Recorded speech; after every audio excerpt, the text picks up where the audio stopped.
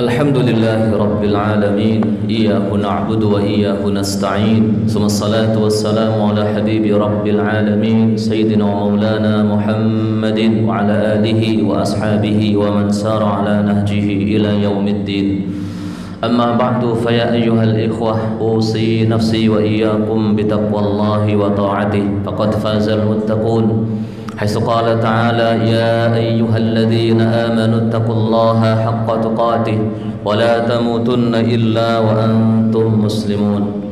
Sidang Jumat yang dimuliakan Allah Subhanahu wa Ta'ala, bekerja adalah tuntutan dari Allah Subhanahu wa Ta'ala. Selain juga tuntutan bagi kita dan keluarga kita. Allah firmankan, wa qul i'malu fasayarallahu 'amalakum wa rasuluhu wal mu'minun. Bekerjalah kalian, Allah akan melihat pekerjaan kalian. Begitu juga dengan Rasulullah dan orang-orang yang beriman. Allah jadikan para nabi juga orang-orang yang bekerja. Baginda juga menyabdakan, makanan yang paling baik kalian konsumsi adalah makanan hasil keringat sendiri. Nabi Adam adalah seorang petani, Daud pandai besi, baginda Nabi juga Nabi Musa dan Nabi Isa adalah para penggembala domba.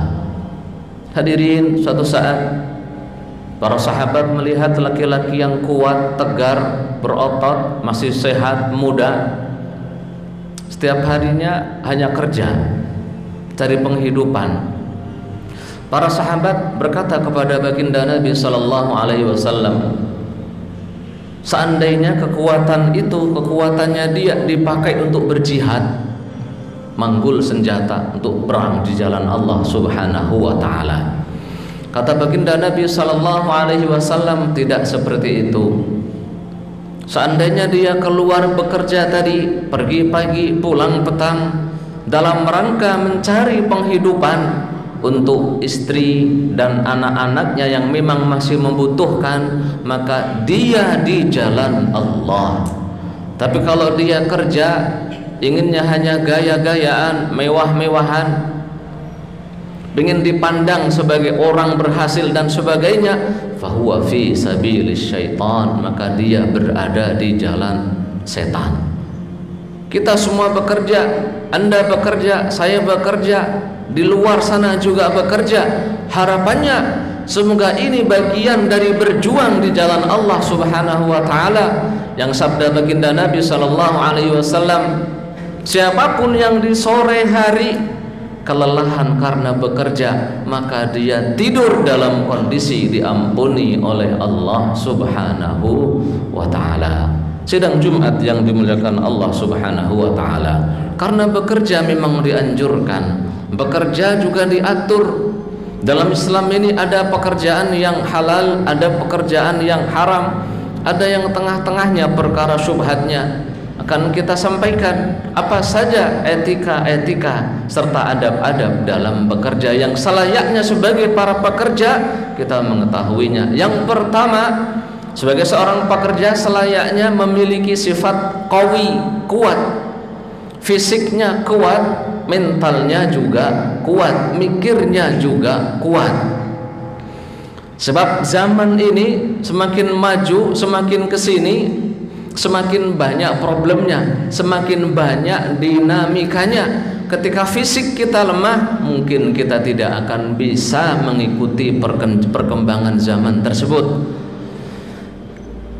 Seorang perempuan melihat Nabi Musa alaihissalam membantunya dan saudarinya membantu cekatan Nabi Musa dalam surat Al-Qasas.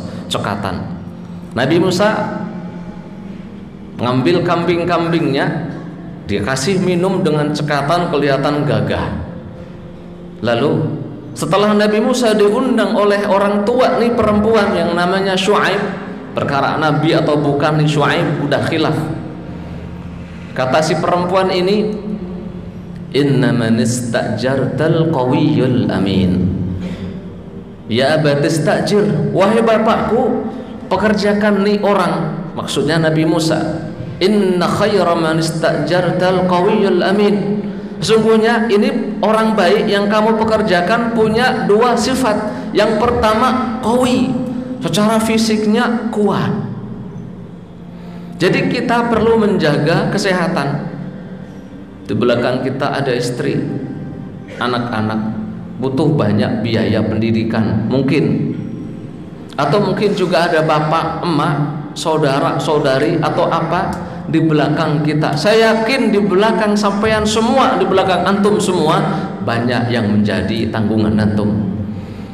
Jadi kata para ulama, kita harus sehat, dijaga kesehatan. Dengan cara bagaimana? Cari caranya. Kata ahli kesehatan, cari saja menurut ahli kesehatan bagaimana biar fisik kita tetap sehat. Apa dengan olahraga, dengan pola hidup sehat, memilih makanan, istirahat yang cukup, waktunya tidur, ya tidur. Baginda Nabi kalau nggak ada urusan habis isya tidur. Iya, kalau nggak ada urusan kadang-kadang setelah zuhur qailulah atau sebelumnya. Makannya baginda Nabi terjaga. Makanya porsi tubuhnya ideal, gendut amat tidak, terlalu krempeng kurus juga tidak. Nah ini biasanya kita yang gede bukan ototnya tapi mohon maaf perutnya, tuh biasanya ciri-ciri sudah tidak ideal, tidak sehat. Sifat yang kedua adalah al-amin. Inna khaira man istajartal qawiyul amin. Seorang pekerja harus punya sifat amanah, bisa dipercaya. Dipercaya oleh siapa? Dipercaya oleh semuanya, oleh rekannya, oleh perusahaannya, oleh instansinya, oleh negaranya. Ya ayyuhal innallaha ya'murukum an tu'addul amanati ila ahliha. Allah Subhanahu wa ta'ala memerintahkan kepada kalian untuk menyampaikan amanah.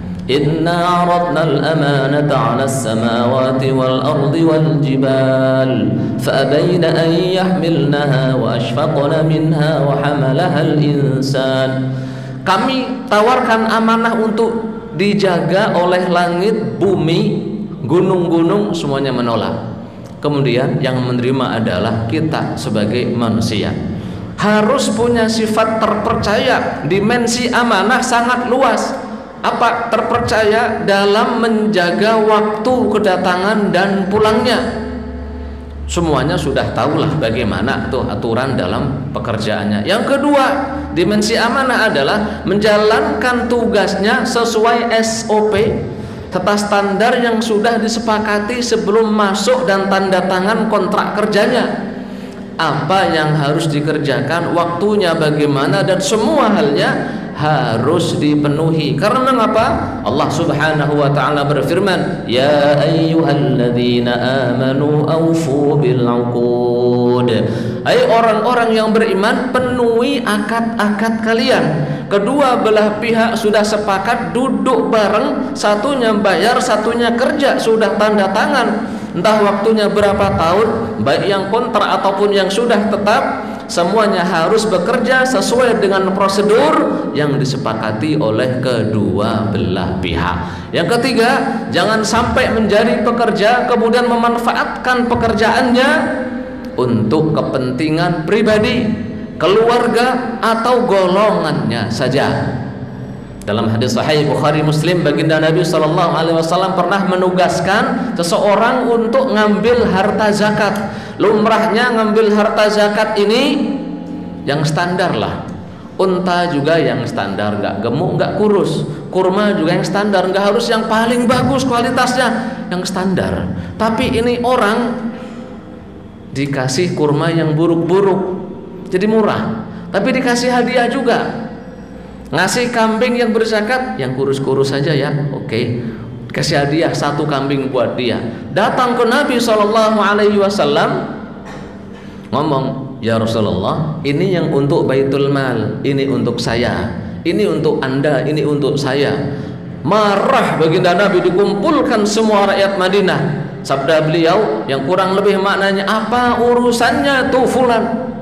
Dikasih amanah ngambil harta zakat, bilangnya ini untukmu, ini untukku, ini untukmu, ini untukku.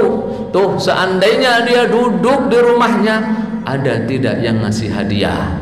Nah di sini Rasulullah SAW bersabda, hadiyatul hukami atau hadiyatul umali ghulul, pekerja-pekerja yang sudah digaji oleh perusahaannya, mungkin ada perusahaan bekerjasama dengan vendor-vendor lain, dengan perusahaan yang lain masukkan barang dan sebagainya. Kalau sampai nih pekerja nerima hadiah dari vendor-vendor tersebut, dari perusahaan-perusahaan lain tersebut, maka hadiah tersebut adalah bagian dari ghulul.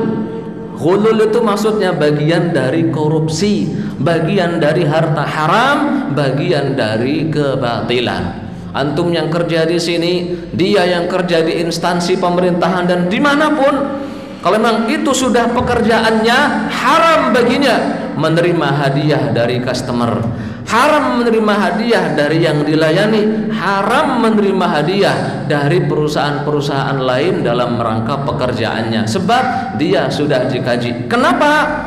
Hadiah tersebut pasti menimbulkan ketidakobjektifitasan dalam menilai suatu hal. Nanti kalau udah dikasih hadiah gampang-gampang, oh si ini si fulan gampang. Kenapa? Karena suka ngasih hadiah. Salah satu akhlak pekerja yang harus ada adalah sayang pada sesama, taat pada atasannya, membimbing bawahan-bawahannya. Anak-anak kita yang kadang baru magang, baru masuk, tidak boleh diperpeloncoi, tidak boleh dibully, tidak boleh dikerjai. Anggap mereka anak-anak antum sendiri. Tuh seandainya yang dikerjain, dipeloncoin itu adalah antum sendiri, anak-anak antum sendiri, cucu-cucu antum sendiri, rela seperti itu? Pastinya enggak. Bantu mereka generasi-generasi kita. Nggak tahu, mungkin salah satu dari adik-adik kita yang sedang magang itu nantinya bakal jadi anggota DPR, mungkin bakal menjadi wali kota atau gubernur, bahkan menteri, yang bakal mengangkat derajat martabat bangsa ini. Nggak ada yang tahu, karena semuanya masih misteri. Jika memang punya atasan, kita taati selama memerintahkan kepada kebaikan. Ati Allah wa ati'ur Rasul wa ulil amri minkum. Saling bantu membantu, kerja punya roh bersaing bagus. Tapi kalau sudah pinginnya menjatuhkan, bagian ini jatuhin yang sono, dijatuhin yang sono. Kadang-kadang sengaja ninggalin pekerjaan untuk yang shift yang selanjutnya dan sebagainya, itu sudah tidak baik.